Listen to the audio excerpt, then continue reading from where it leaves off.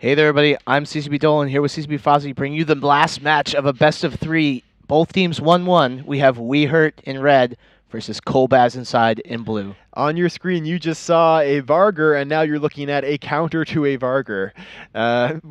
Kolbasz inside, I think they predicted, they expected WeHURT was going to bring the one setup that's not banned out that WeHURT's shown before. They did. WeHURT bringing back the same setup they brought in the beginning of this tournament, the Vargar, Cerberus, triple Caracal, Sentinel, and double Hawks.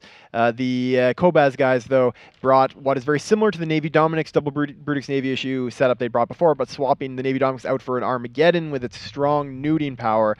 That is going to be very, very bad news for the Vargar. WeHURT needs to kill ships fast. If this match goes for a long period of time, Kolbasz has a huge advantage because of those newts. And Kolbasz is probably just going to try to bash down that Vargar. Do you know what appears to have tremendous brick tanks? The Brutix Navy issues and the Armageddon. Yes. I don't think you're going to have brick tank and Tyrannus, but... both teams sent in their battleships. Actually, Sadecard is not going right into the Bastion mode. He is burning away from the entire Kolbasz team. He's probably going to try to micro-jump. He already has Geddon newts on him. He does have Geddon newts on him, but he's going to try to get away from it because he is actually significantly faster than that Geddon. This is actually a very smart move on his part. He's going to try to break the newts by getting far enough away. We'll have to see how well it works out for them. He needs to survive as long as possible. I'm sure the newts are gone. I'm sure the game plan for Kolbasz inside was to try to burn down that Vargar. They probably expected the Vargar to go straight into Bastion and start brawling. Sidecard very smartly throwing a wrench into that, which means that Kolbasz inside needs to go for a different primer than they expected. They've got the Aeneas. There's webs on the Aeneas here. The Aeneas just broke the web. But the Aeneas did just have a web on it, and it does have damage on it. These Caracals and Cerberus need to get all of their damage onto this Aeneas as quickly as possible. Newt's back on the Vargar. And newt onto the Aeneas as well, which is notable. You can see there the tremendous amount of rep drones on top of this Algos. There's so many rep drones in this team, from the Algos, the Tyrannus, the Brutix Navy issues. I think have maybe also dropped rep drones here. In the middle of the big group of drones there, you do see there is now a Hawk. One of the Hawks for WeHURT has gotten tackle on that Aeneas. They need to burn that Aeneas down as quickly as possible. Sidecard's Vargar is still not going into Bastion mode. He doesn't need to. He's not taking much fire. He's going to try to make it as hard as possible. Oh, he's melting. Oh, Praetor, you need to get out of there. That There's Aeneas is going to go down. So. He's taking all the damage from rapid light missile launchers, which do insane burst damage. They managed to hit Aeneas with no problem at all. That's going to be enough, I think, to burn down that Aeneas now that he's tackled. Excellent work by the WeHURT guys, throwing a wrench into the plans of Kolbasz inside. I saw these setups, and I was thinking WeHURT is screwed. I thought WeHURT had no chance. But Side has actually done exactly the right thing, something that I almost forgot that Marauders can do, which is move. We haven't seen Marauders moving around the field at all in this tournament yet. Sometimes they've waited to go into Bastion, but they've always stayed still. They need to murder these Caracals. The Caracals need to die here, and then they need to rely on the Armageddon in the late game to break the Vargar. Though, the Caracals have the range. They're fast enough that one of them's been caught now, but catching all of them is going to be very hard. All of these frigates are going to die very quickly to the rapid light missile launchers once they get up their reload. It looks like some of them are firing. That second Tyrannus is going to die, though, in a moment. They're losing all their Tyrannuses. And then the Algos. This is a huge, huge advantage for WeHURT. That Vargar is soon going to actually be able to go into Bastion and just finish this match off once all the rest goes out. He probably won't even need to, but if you wanted to, it's always an option. Using a Vargar with a micro warp drive, not something that most teams would have expected. Most of them would have expected maybe a micro jump drive or no prop, which has probably been the most common setup in this tournament. That is a... You know what? You know what we just saw? I think we just saw Kolbasz inside get surprised by the fitting on someone else's Vargars. We may have just seen Kolbasz inside, the former Hun Reloaded guys who almost won an Alliance tournament based entirely on surprising people with the fittings on their Vargars. Get surprised by the fittings on someone else's Vargars. Well, Vargars are vastly different now than they were then. Yes. Things have changed. Yes, that thermal exhaust port has now moved. CCP Rise put it on the other side of the ship now.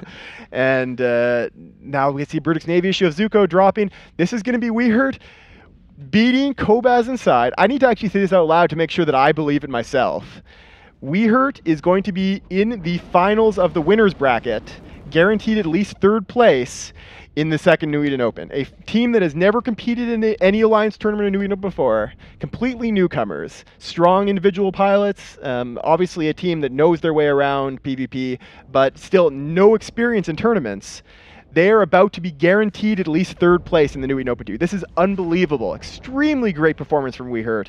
Kolbasz inside, it's really just a matter of time now. I don't think there's really anything they can do. The British Navy issue of Zuko is playing it smart. He is still doing his best. He's pulling away, reducing the damage. The Cerberuses and the Caracals are probably on reload at the moment, and they're going to try to get what kills they can, but now they're firing again. Zuko's going to drop, and that'll be a good, more than a third of the damage off the field for Kolbasz inside. Those Neros coming in close just doomed them. The Caracals are so fast, apply damage so well. Caracals are faster than the Aneros, so and so are the Hawks. So the Aneros didn't need to come in close. Yeah, he just had no chance. He got caught by a Hawk and then just went down. Again, brilliant piloting. Brilliant piloting as well by these Hawk pilots who managed to, with no logistics repping them, get in right on top of that Aneros and get it tackled. I mean, that is not an easy job at all. And they did exactly the right thing. They got the tackle. He died, but after he had the crucial tackle that finished off the Aneros. We are now going to see Justice for Hungary's British Navy issue dropping down, and this will be just a cleanup job now for WeHURT. It's important to mention, notice how I didn't say worth noting, that Kolbasz inside is not out of the tournament with this. They're just going to be dropping down in the losers bracket, so they are still going to be a dangerous team. They're still in this. They have the option to come back and murder WeHURT in the finals. They can do the Cinderella story and just have it be like a Disney sports movie except by evil Disney. No, they're not evil. They're awesome. Kolbasz inside, one of our great all-time tournament teams, or the members of that team. These guys would be in a Hall of Fame, which we should do someday. But when we someday have a Hall of Fame, the vast majority of this Kolbasz inside team would be on that Hall of Fame. You could hear maybe in my microphone CCP Bro laughing and also mentioning that he wants to make collectible cards about. Yes, we have in-game cards for the teams, but yeah, doing player cards I think would be awesome in the future. It's now just a matter of time as we see Bryn's Armageddon dropping down, and the Vargar Facade card never entered Bastion mode this whole time. Maybe he doesn't even have a Bastion. He might not have. He might just we see a newt from him. Maybe he's gone like full guns and newts fit. I would be surprised if that was the case, but one way or another, I don't think anyone was expecting him to start micro warp driving there. He went in Bash mode. Yeah, there you go. Now he's got. Yeah, there's his plates up. Deciding to just go for the. No, wait. No, the Bastion mode's not going. He went into it early, apparently. A voice in my ear is telling me so. Okay, well, he is not in it now, and he's been moving around for most of the fight. That micro-warp driving, essentially, I think, won them the match. If he'd been stationary, if he'd been kind of the standard tournament fit for a Marauder, where you sit still, you're full tank, he just would have gotten neuted out by the get-in and then dropped. They would have put the Brutixes on him. But he was faster than the Brutixes. He outran everything. Nerf Vargas, please. Someone get CCP Rise on the phone here. What did he do? That'll be the end of the match as we see the Armageddon for Kolbasz inside drop in. WeHURT in a best 2 out of 3, defeating Kolbasz inside to go to the finals of the winners bracket, guaranteed at least 3rd place. We'll show you some ads and then be right back.